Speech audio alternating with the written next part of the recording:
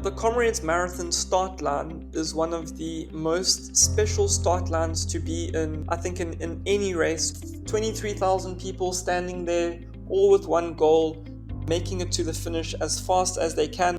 But there's a lot of traditions around the Comrades Marathon. One of them being Chariots of Fire, that was composed by Vangelis. The song stops, and then there's a little bit of a pause, and then all of a sudden you hear this cock crow that is Max Trimborn blasted out over the speakers, and then there's another pause, and then the cannon is then fired and it sets all the runners off.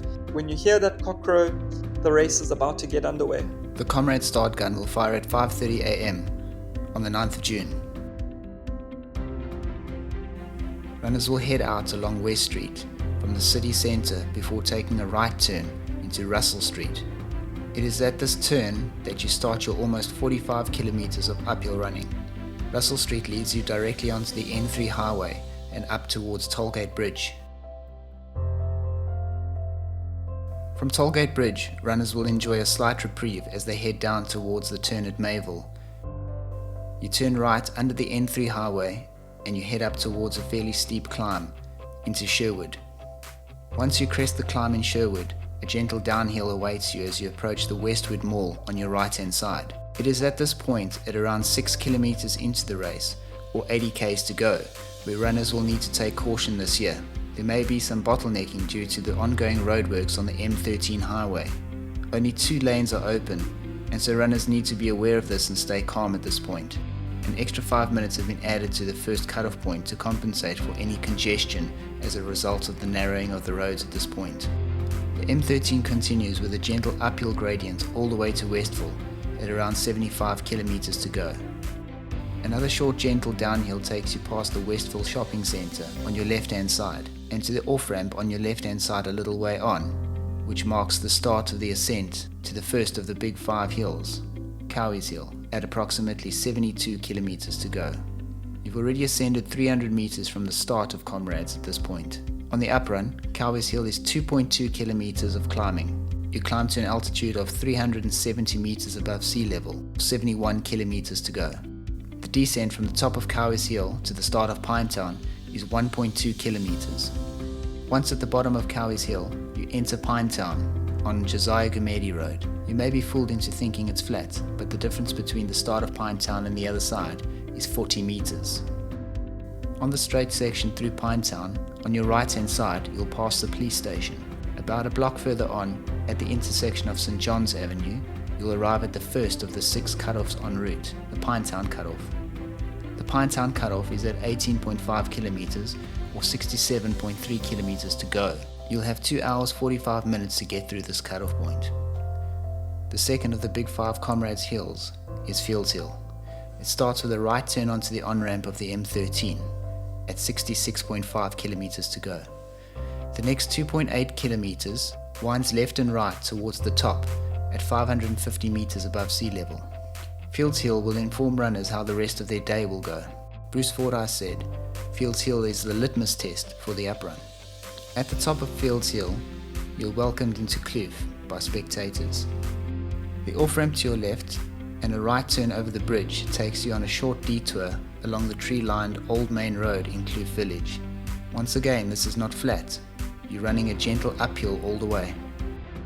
Once through this section, you cross over the M13 highway over a bridge, and you'll run a short section on the M13 once again, and exit and head towards Winston Park. Winston Park is the second of the 6 cutoff points at the Caltex petrol station, just before you arrive at Hillcrest. This cutoff is at 29.56 kilometers into the race, or 56.36 kilometers to go. You'll have 4.5 hours to get through this cutoff point. Hillcrest is a hive of activity with a large gathering of spectators. It's interesting to note that between Fields Hill and Hillcrest, over this 14 kilometer section, you climb 295 meters.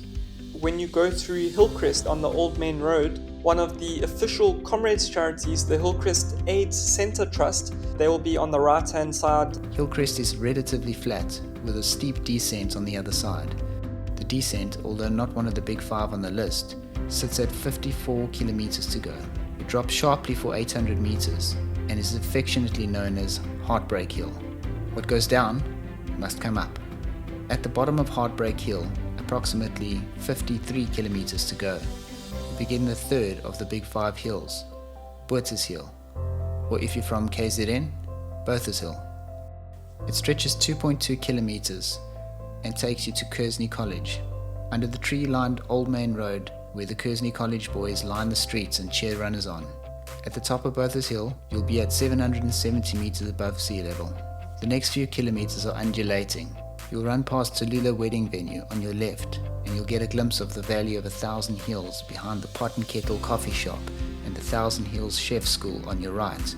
Only 1 kilometer further on, you'll find yourself on the ascent towards Elveston, with Pezulu Safari Park on your right-hand side and a view of Elveston Radio Mast on your left.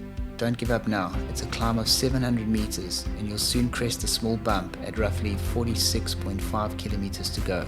You'll have some sweeping downhill running all the way to the halfway mark in Drummond, passing 2 iconic points on the way down. On the way down this section of the route, you'll pass the Wall of Honor on your right-hand side. Any runner who's completed the Comrades is eligible to purchase a plaque. So, if you're a novice runner this year, you too can have your name put up on the wall and you'll run past it next year. Less than 500 meters after the Wall of Honor, on your left-hand side, you'll see a small grotto carved out of the rock.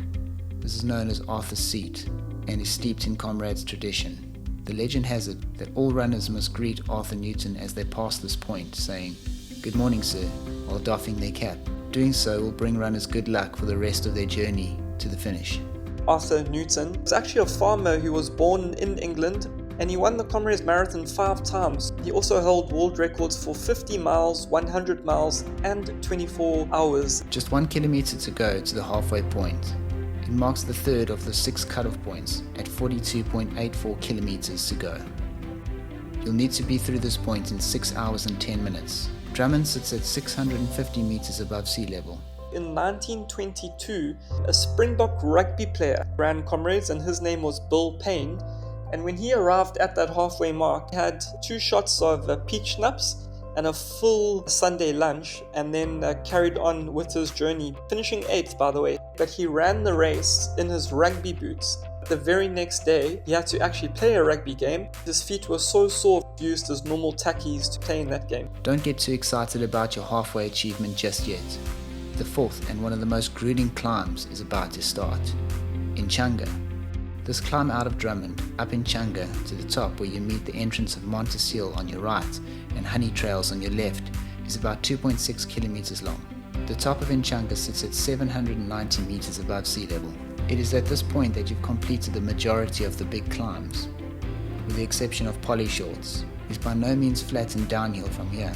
As I mentioned earlier, there are a number of unnamed hills between Inchanga and Polly Shorts that should have names like Heartbreak Hill. On your descent from the top of Inchanga, a downhill section of 2.8 kilometers, you'll pass the Amazondi store on your left-hand side at about 38 kilometers to go. Normally this stretch of road is frequented by goats and stray dogs, but on Comrades Day, spectators and local dwellers come out and line the streets to support. One of the schools that is on that Old Main Road, Etembeni School, and it's a special needs school in the Valley of 1,000 Hills. Children with various special needs and disabilities from the area, that is the school that they go to. At around 35 kilometers to go, runners make a prominent right turn into 1,000 Hill Street, outside the Inchanga Park country village.